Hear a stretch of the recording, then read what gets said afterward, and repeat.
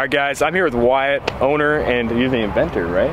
Yeah. Of the ramp rack. This is the new version. I'm gonna have him walk you guys through it and show you what's new and what like the whole purpose of the ramp rack is, why it might be right for you and your business. Cool. So basically, it's a truck bed insert. If somebody's never seen it before, it's a truck bed insert that touches the truck in 5 spots: the 4 stake pockets and then the receiver hitch. So from our other design, we've changed it quite a bit. I'll just start from the back and work our way up, and I'll go over a quick overview of the install process too. So one thing we changed from our other design was we had basically 2 flat angles for the dovetail before, and it was overkill. We had too much wasted space. We were just trying to get the angle right so the mowers wouldn't catch. We never had any issues with the old version catching on our rights, but some people had issues with skags catching on them a little bit depending on the angle of the truck. So we changed the contour of the ramp to be curved like an arch, and when we did that, we also changed a couple other things too. So the way the latch system works now, you put your hands in these 2 pockets, you pull them towards you, and they're spring loaded, and it comes down. When you go to shut it, you just push against it, it locks into place. When you drive on the road or to park it at the end of the day, you throw a padlock in here to make sure nobody steals your equipment. But it's a lift assist gate, so you pull these 2 pins, you let it down, it comes down towards you, and it only takes about 5 pounds of pressure to pull up the gate, so it's pretty light. And the supports here are 34 inches on center, and from what we found, that's what the average front caster wheels and rear tires of most commercial mowers are. So a lot of times on open trailers, you'll see the expanded metal start to peel back and break. And that's because you're running a lot off of the support. You're running in the center or on the outside of where the supports are. So we've done that to try to eliminate any of the expanded metal breaking or cracking over time. Another thing that we're gonna start doing is welding every single piece of expanded metal down to the truck. So that way there's, it's a lot stronger. This dovetail is also a foot shorter. Like I was telling you, there's a lot of wasted space with the old version, so we were able to shorten it up a foot, made it a lot lighter, stronger, and more compact. So it's all one piece now. On the old version, this dovetail would bolt on, or the sides would bolt onto the dovetail, but now it's one solid piece. And it comes all the way past the front stake pocket here, so it's one solid unit. So as far as obviously Green Touch racks, they're a dealer for us now, so hopefully soon we'll be up on their website, and you can order our rack through their website, and it comes standard lime green. If you get it through our website, it comes powder coated black, and we can powder coat it in any color for people, but there is a setup charge for that. When you go to install, the stake pockets go in first, and then you put your front rack on. There's a few different options for the front rack now too. So we have this standard, what we call the front rack. It's 24 inches wide.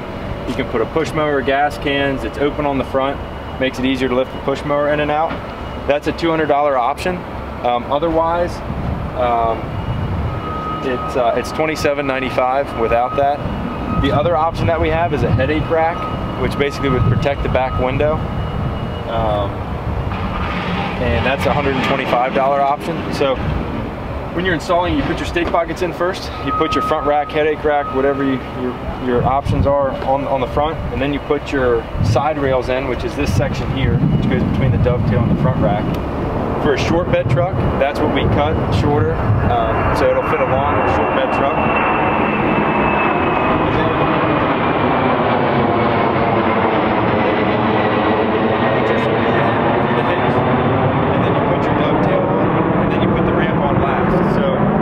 That's never seen it or worked with it before, we say an hour with 2 to 3 people to be safe, but we install them in dealers, it only takes about 15 to 20 minutes. So this whole setup the way it is without obviously the equipment, the racks, is about $3,000 then? Yeah, so it's $27.95, basically $2,800 without the racks and everything. Okay. The base unit. And that's with the top rack up there though? That's without that. Okay. That's without the top rack. With the top rack, you're looking at $3,000. Okay. We've shipped it all over the country. The average shipping has only been $259, which is pretty reasonable.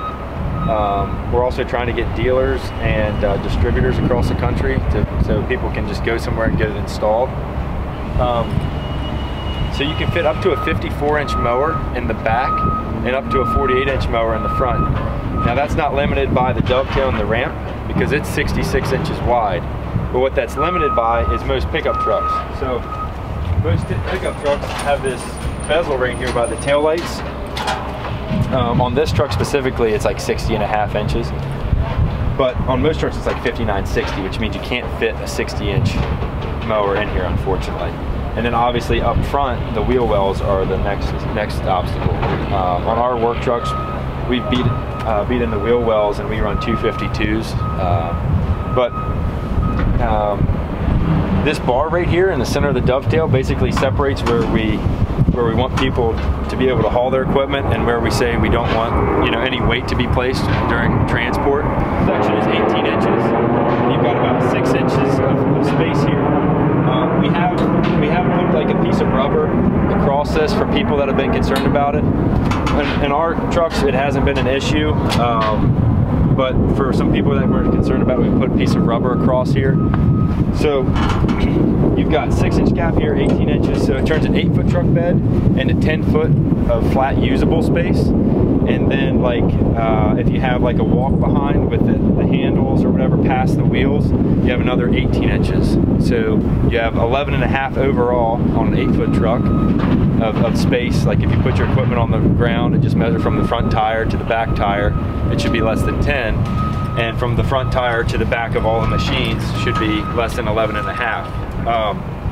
Now for 1500 or 150 older trucks, you can probably only put one mower on legally. This truck is a stock 250. We drove it from Maryland with 2 mowers, all the equipment and everything on it.